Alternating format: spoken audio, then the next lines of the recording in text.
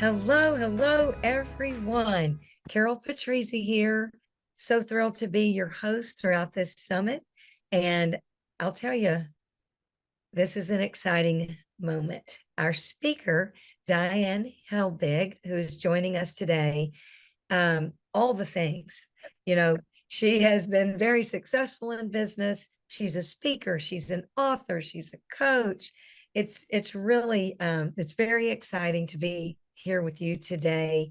And if you would please introduce yourself. I'd never do you justice. So please say hello to the audience, Diane. Oh my gosh. Well, first, Carol, thank you so much for giving me an opportunity to have another conversation with you. I so enjoyed the first one. Okay, so you pretty much said it. I advise small business owners. I train people in all sizes and industries of business around soft skills, sales, customer service, leadership, those sorts of things. I am a podcast host. I have authored a couple books. I speak all over the world, really, because of the internet, and been doing it since 2006. So I took the big leap quite a while ago. That is very cool. A lot of the speakers that I have the pleasure to talk with, it didn't start in 2006, this journey. A lot of people got started in this summit internet world when we had to, if you will. Sure. With the unmentionable. But really and truly, it's very cool to speak to someone who, when I asked you before, is there an industry that you really zero into? And I loved your answer. You said, I'm industry agnostic. Mm-hmm. I love that. Business is business.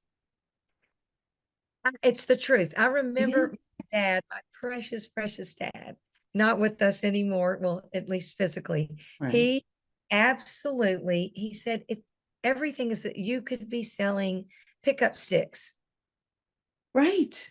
Going to approach that the same way. And you exactly. Yes. Well, tell us about when you go into and a business leader calls you and says, help, this is where I am. Does accountability come into play immediately? Oh, yeah. Yeah, completely. And it comes into play in an probably what people would think was an interesting sort of way. For me, it's that we have to uncover their role in being where they are.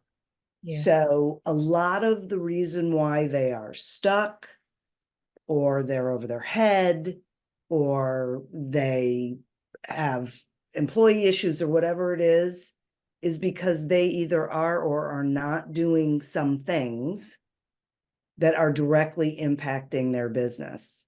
And they may know it somewhere in their head.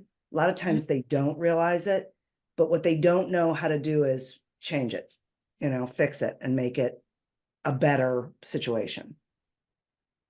Right. And I don't think that you can lead them into a fix without them being accountable for where they are. So true. That's exactly right. I have to say, I've just personally, professionally, financially, I know that to be true for myself. Yep. In business and everything else. And are they I guess when they reach out to you, they are in a place of want, need, and they are receptive to your information and your direction, because you have to be willing. So most of them, yes, they have gotten to that point where they realize that they need another set of eyes, another set of ears, another brain. They need someone else. They need a partner. They don't want to go it alone anymore. I will say that doesn't mean that I don't have people reach out to me who are, curious about getting help, but then they but me through the entire conversation. Mm-hmm. And I know they're not ready. They're taking no accountability. They're taking no ownership at all of what the situation is. And I can't that I can't work with them. I can't help them because, you have to know there's things you're going to have to change. It's not going to be hard, but you have to own it. And will you say, I don't think you're quite there yet? What I say is, if I say anything, because sometimes they won't even bring it up, and I'll just say, thanks so much for the conversation. But if they do, I just say, I'm not the best resource for you. Because I'm not. I think we begin to mature in business when we are grateful for the deals or whatever it is we don't get. And we have enough sense to say, oh, No we're doubt. we're not for you. Right? Oh, I'm covered in chills. I will never forget. And it was a long time ago, thank God, because I was able to start saying, thank you, Father, for the no's and for the courage to say, oh goodness, we're not best suited, Right. Amazing. Right. I mean, it's mind boggling. Yes. That Yes. sometimes people are like, oh, you got to get this. And I'm like, no, this is more of a flow kind of thing. It's a flow kind of thing. Plus, the more you engage with people who, can I ask you a question? Can I let my dog out? Oh, are you kidding? We're all about dogs. We're all about the fur babies, kitty cats, dogs, horses. Here you go, buddy. Whatever you've got. Oh, thanks. Sorry. Oh gosh. I bet at least 80% of the audience is so happy you love your puppy dog. Okay. So here we go. Well, so when you go and you're helping these people, what you walk in there and you say, okay, and you get feedback from the whole team. Well, I guess the leader, the management group. Sometimes from everybody. It depends on what's going on. So a lot of times it depends on what the problem is, what the situation is. Yes. That then determines the kinds of questions I ask and who I ask them of. So depending on what the situation is, there may be people who they're not really engaged, they're not involved. It doesn't, or it's a tremendously small company. So right. Are there any questions that are the same? Oh, sure. Yeah. What are some of those questions? Well, so first of all, I start with talk to me about what's going on. Of course. Why do you think that's happening? What's the impact of it? What would you like to see? What would success look like for you? Where do you want to take this thing? Those are questions I ask everybody. And not everybody knows that answer. I know they don't, but that helps me then ask other questions. Exactly. Right. So, and I would say that's probably one of the things that I enjoy a lot. One of the things I'm good at is being able to walk into a room and get a feel for it, like know what's going on. I still ask all the questions because I want to hear their take on it and what they think is going on. But I can read people pretty well. So that then helps me figure out other questions to ask. I make sure they know this is a safe space. What we talk about stays between us. I'm going to generalize when I take it. When I take all the information, I'm going to generalize about it. But I even had a woman the other day say to me, okay, one day I want to sit down with you and have you explain to me how you can tell by walking in a room which people are the difficult ones.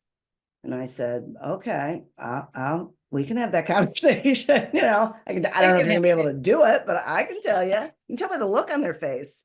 Yeah. People are pretty transparent. People are pretty transparent. Now, let's talk about that because, as we are visiting about someone being willing to take accountability and ownership and that sort of thing. Let's, for this conversation, assume that everyone in the audience, I think they're here because everyone wants to get better in some area. They want to grow. They want to get stuck. They want to solve, break through whatever's blocking the way. Sure. So what do you think are the questions? Are the questions we just heard? What's going on? What's the problem? Where do what's the cost? What's this? What's Yeah. the result of this? What do you want to see? Is it the same group of questions that you ask an individual? Oh, sure. Sure. Yeah. Because each person has an answer to all those questions, and their answer matters, because that then helps when I know the answers to the questions, and I can say, okay, let's talk about how we get there. Right. I got to know where there is, right? I got to know what you're going through. I will sometimes, usually more often than not, ask for examples of some, if they say, well, this is what's happening, this is what's going on. I say, can you give me an example of that? Can you describe that for me in a way that I can sense, that I can get? Because I really want to, once again, what I'm trying to get to is, who are the players? What are these conversations people are having? People hear things through their own lens. And so a lot of times I won't hear it that way, but if I can talk to each person, then I get a pretty good sense of where they're actually coming from. Mm-hmm. And then when I talk to the leader, I can say, I don't say, okay, this is what I'm hearing. I say, would it surprise you to hear that there are people who feel this? Because I want to know if they're surprised or not. They may say, no, that doesn't surprise me. Okay. Let's talk about that. If it doesn't surprise you, how does it make you feel? Because, Right. right? It's interesting. One of the things that you said is these people feel safe. I would think in businesses, especially larger businesses, larger Sure. numbers of people, Yeah. that they might not know that there's a safe place to Right. share what's holding them back from success. Something, whether it's that they need or something that they feel, and bringing you in to have the conversations. And it could be that you asked me and I said, well, this is where I think we're trying to go. And that may not be what the leadership team be like, oh gosh. So it could be as easy as saying the visions are different. Right. Right. Yeah. I can give you an example if you'd like. I went into so I was contacted by someone who I happen to know, who said, there's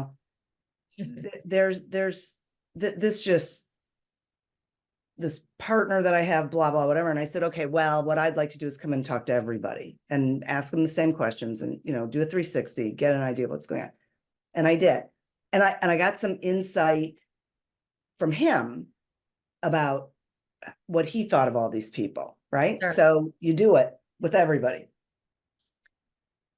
And I finished it up and I went in and I said, I even had to call someone I knew and say, okay, what would you do in this situation? Not me, but like if this were happening in your company, what would you do? Because I thought, boy, I know this person and he's so sweet, but this is not nice. I mean, like, I don't get it. So I got done with talking to everybody and I went in and I said, okay, listen, you're a micromanager. You need to fire that guy. Like I just sort of did this relationship, this relationship is bad. It does not work. And this gal over here, this isn't good. Like and here's why, like, this is what's going on around here. You need to get a voicemail system, like to the tactical. It was everything in the company. And he's okay, thank you. And then I saw his wife a couple months later. She said, he did everything you told him to do, which is amazing. Because don't. She said he's never been happier. Oh my goodness. And the people have never been happier. Like the guy who he had to part ways with, tremendously successful, happy, they're still friends. They just couldn't work together. It just wasn't an environment that was healthy for both of them. And, even if they knew that, Right. allowing you as a professional to come in, assess the situation, and say, look, this isn't working for anybody.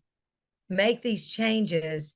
And now, since neither of the partners did this, they did it from an advisor. Right. It also was a nice cushion for the relationships. Absolutely. Be right. Because they could say, okay, well, we paid her this money. That's right. Let's listen to what she had to say. That's right. Right. I think, I tell people that all the time. I say, use me as your excuse. That's right. Why not? Why not? Well, that's why they hired you. Right. And so we want, well, and they also needed to validate their feelings, and I think all of us, maybe not all, I should only speak for myself. There are times that I'll reach out and say, let me process out loud, please. Yeah. And then I just want to know what you're hearing from the process to see if it's what I'm hearing myself say. Absolutely. What a beautiful service to share with business people. I had a very interesting conversation with a gentleman who I hope you'll get to meet as one of the, well, you'll meet together at our wrap up. But he was saying, as an entrepreneur, I'm not willing to take instruction, and I know it. And he said, but I hit a ceiling as an entrepreneur. You hit a ceiling because you're only listening to yourself. Right. And he said, and I did really well, like crazy well. And then I had this terrible crash and I had burnout. Wow. And it took all of that for him to be willing to understand the service of someone such as yourself to come in and say, let's look at this so you can grow and you can get some relief. Anyway, it's a beautiful service. Thank you. Thank you. Because I think when people go home from whatever it is they do professionally, when they go home happier, it just nurtures everything else in their lives. Yes. And it doesn't have to be difficult, unhappy, conflict. It just, none of it. We don't learn a lot of this stuff as we're coming up. And a lot of people go into positions or start businesses because they have a passion about something, but they haven't learned all of these other skills, and ways to do things. And so, right? Absolutely needed, I have to say, just needed so much. And we're taught to learn whatever it is we choose to do. Right. But I am learning. Yes. And I think the collaboration and the communication is so huge. Thank you for this. Okay, I could talk about this all day long. I want to talk a little bit about, you are an author, and I'm going to look to the side to make sure I say she is an author of many books, but I want to bring up the one, Succeed Without Selling. And you had shared with me that this particular book it's part of the reason that you went into business for yourself, correct? Yeah. Okay, so that's the one everybody should grab. Yeah. Succeed Without Selling, Diane Helbig. And when we wrap up, you've been so generous to share something with the audience. Would you tell a little bit about what that is? I sure will. So I actually created years ago something called TAP, which is Touch Point Accountability Program, because what I had learned about business people, salespeople, leaders, small business, didn't matter, is a lot of times what they needed was someone who knew the things that they wanted to get done, and who would hold them accountable. And so what I'm offering to the folks is a month of TAP free. It's a weekly 30-minute every every week on the same day and the same time, Wow. phone call where, you're going to tell me wins, challenges, what you accomplished, what got in the way, what I'm going to help you decision make Yes. moving forward. And what I hear from everyone who does it is, well, I just woke up this morning and said to myself, I better do that because I'm going to be talking to Diane later. And I don't want to have to say to her, no, I didn't get it done. Yes. So, it's a program that really just, even if you end up doing whatever that thing is that morning, you're still going to do that thing. It's huge. Thank you for that. And I mean, Sure. to have a conversation with you, what a gift. Thank you. Thank you so much for today. I can't wait to visit with you again Me and too. continue this conversation. Thank Thank you. you so much. Have a wonderful afternoon.